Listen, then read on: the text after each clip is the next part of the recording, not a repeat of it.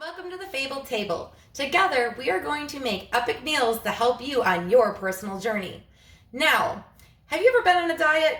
My guess is that most of you are going to say the word yes. Now, I don't really like things that come with a warning label built right into the word. I mean, it literally says die right in the word. And why? Well, let's face it, when we cut out the foods that we love and enjoy, you pretty much feel like you're gonna die. We all hate cutting foods we love and enjoy. And for some reason, one of my good friends always gets dumped whenever people go on a diet. My good friend is bread.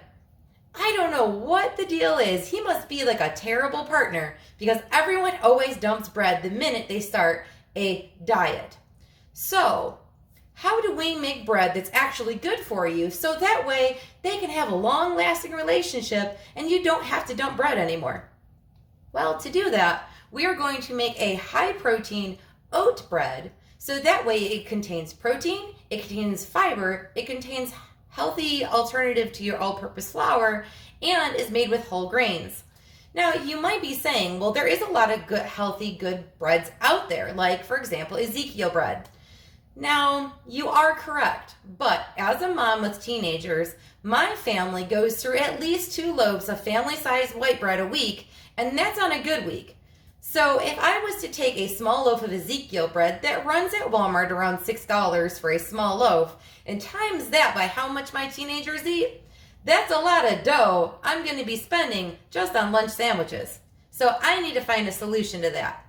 How I did it was by using oat flour. Now, what is oat flour?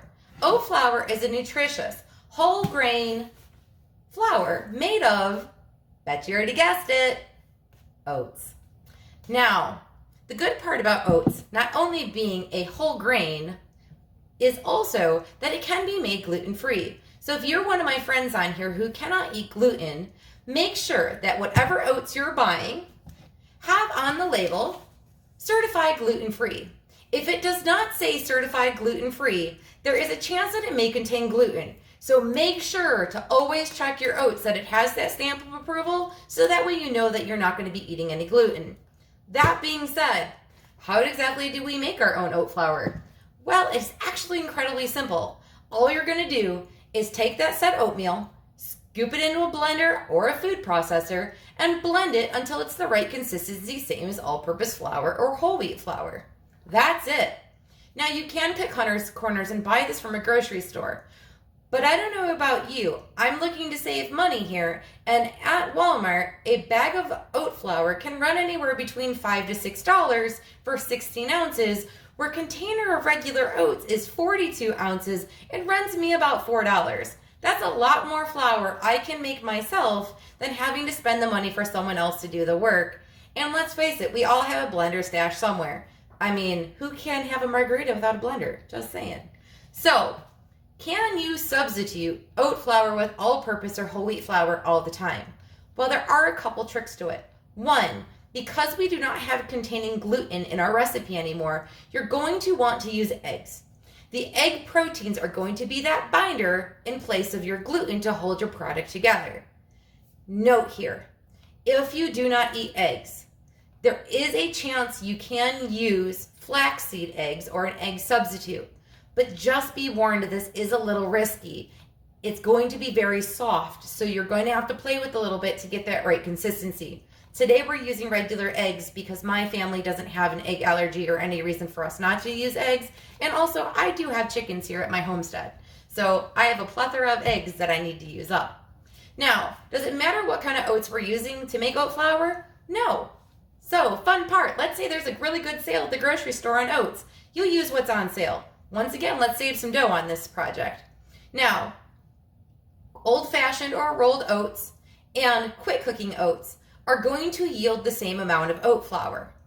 The only difference is going to be steel-cut oats.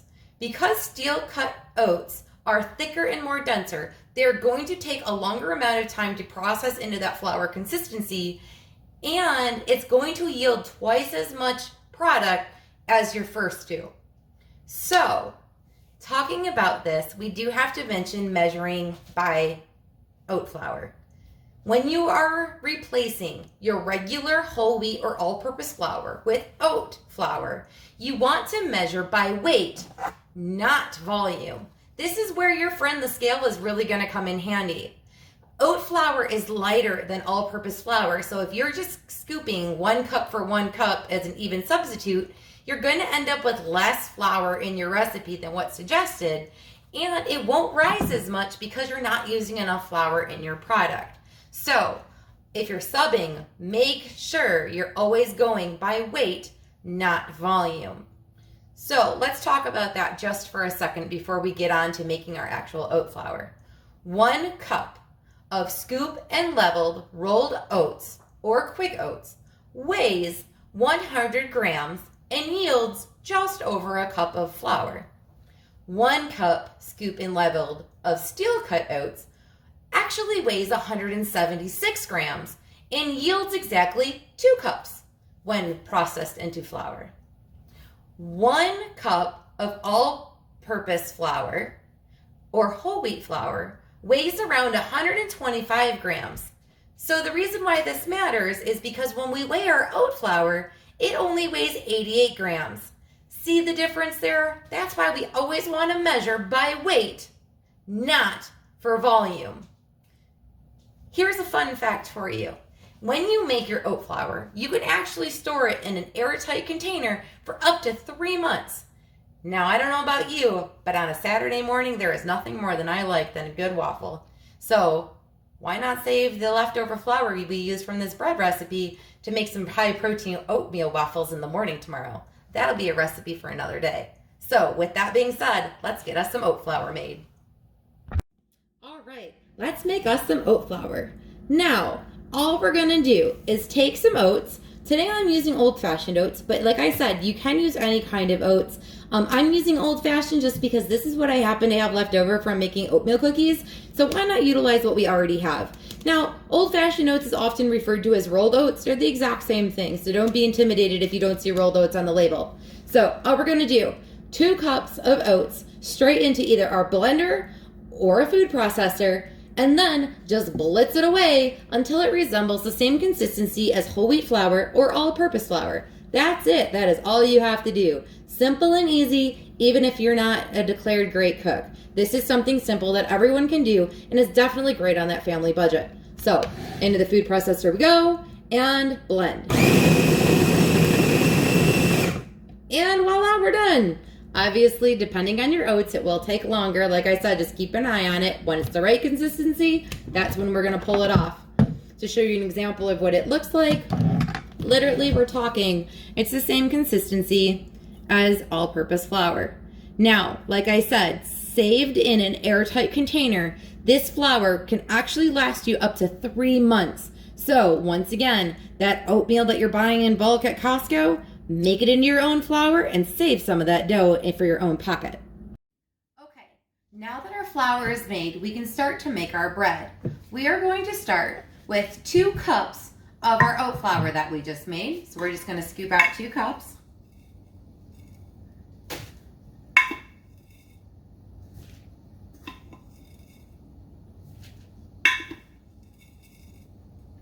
Then once we have our flour in our bowl, we are then going to add 5 teaspoons of baking powder to our bowl. Now, this is where I'm going to say, make sure 100% that your baking powder is fresh. If there is even a chance that your baking powder could be old, ditch it and buy new stuff. The reason why is because the fresh baking powder is what's going to be the leavening agent inside of our bread. So if we want it to be nice and rised, we need to make sure that this stuff is new and fresh. So if there's any chance, buy a new can. After we add in our 5 teaspoons of baking powder, we are then going to add 1.5 teaspoons of kosher salt and mix together. Now once we have this fully combined, now comes the next step. Now I mentioned that this is protein bread. Now, how exactly am I planning on getting the protein in this protein bread? Well, I have a secret ingredient. And that secret ingredient is, my friend, cottage cheese. Now, when you're using your cottage cheese, make sure that you have strained off any liquid that could possibly be inside of your cottage cheese. If it is too wet, you're going to have a very wet, sticky dough. We really don't want that. So make sure to strain any liquid that is inside of your cottage cheese. That way we don't have any issues later down the road. Now, if you really do not want to use cottage cheese, like you really are like, there's no way I'm using that, fat-free Greek yogurt will be a good substitute. The only trick is make sure that your Greek yogurt is very, very thick. If it is loose at all, you are going to end up with not a delicious bread, and it's going to be very watery. So today I am using fat-free cottage cheese, and all we're going to do is use a fork and mix this together until it kind of looks like little tiny balls inside of our flour mixture. So just keep mixing it up until you have achieved that.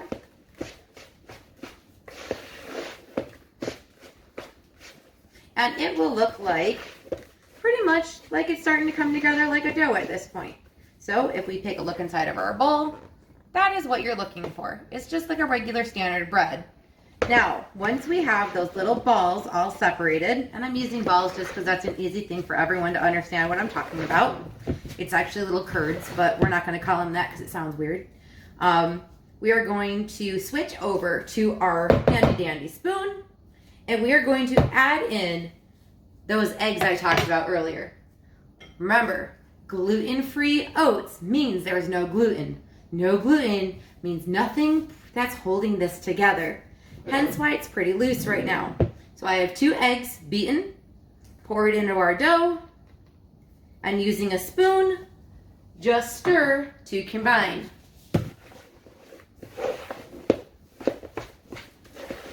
Once you have the eggs pretty well incorporated, now comes the fun part. We're going to switch over to our hands. And all we're going to do is knead our dough until it comes together like Play-Doh.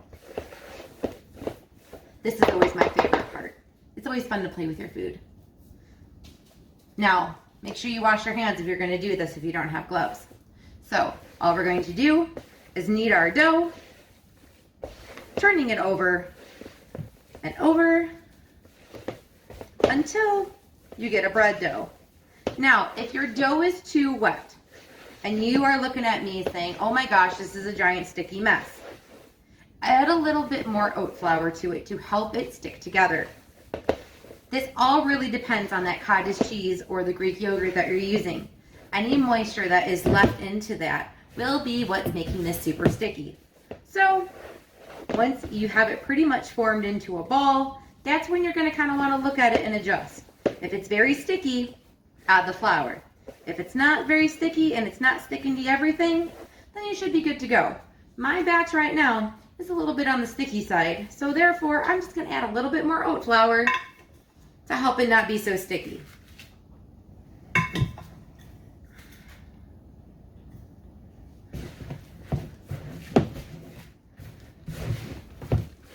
Turn it around.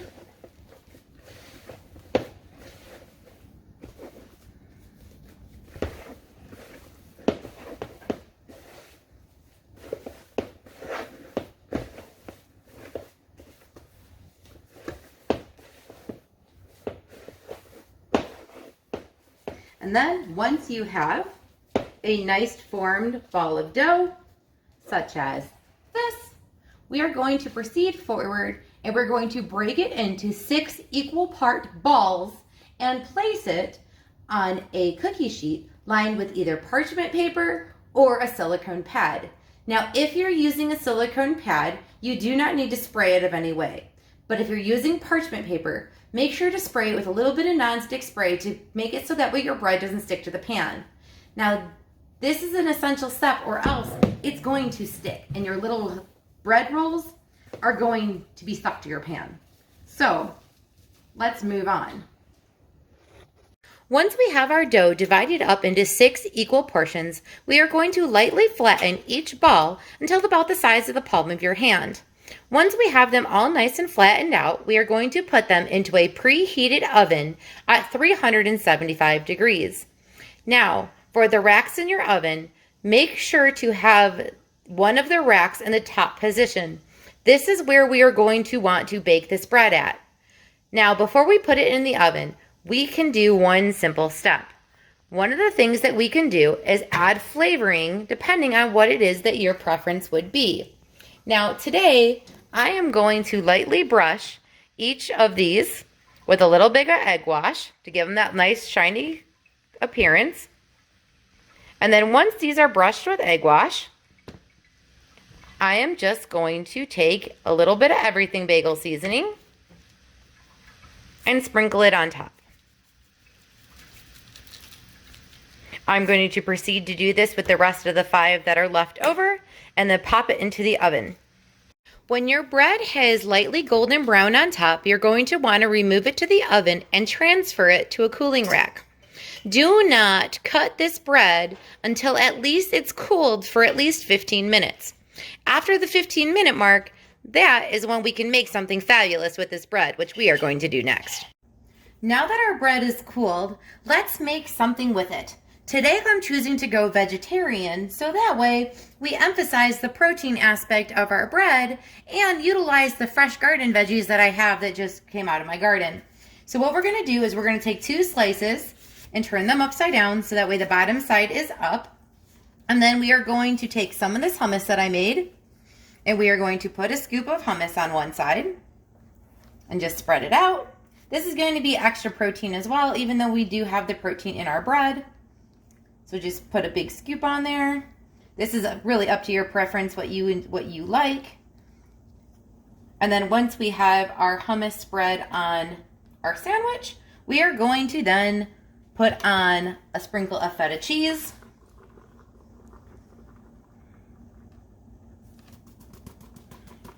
After our feta comes the veggies. Here I am going to use green onion,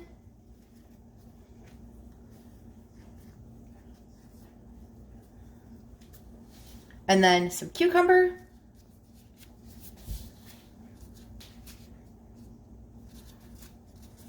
after our cucumber, we are going to layer on some tomatoes. Just kind of smush it down and stick it all on there. Next, layer on some tomatoes.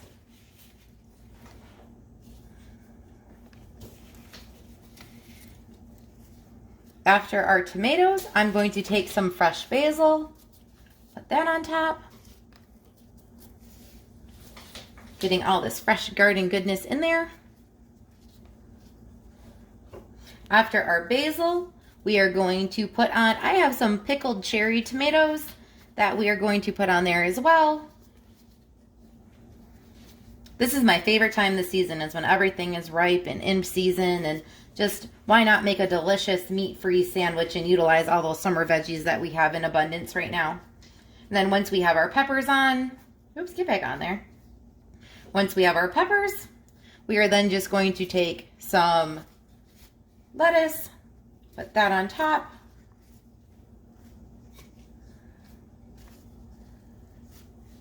And once we have that, the other side, add a little bit more of the hummus to help it stick together.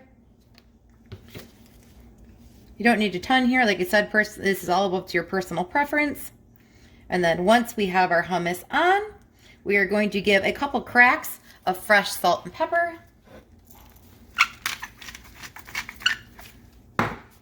Then our pepper. And then smoosh it all together. Once we have it nice and smushed together, I'm going to cut it in half so that way you can see the cross section of what this bad boy looks like. Let's hope it doesn't all fall apart on me. And there you have it. Delicious, nutritious, healthy for you, delicious sandwich. And in the words of Liz Lemon from the show 30s Rock, I will end this video on this quote. All humankind has one thing in common. I believe all that anyone really wants in life is to sit in peace and eat a sandwich. That's it for today, and happy munching!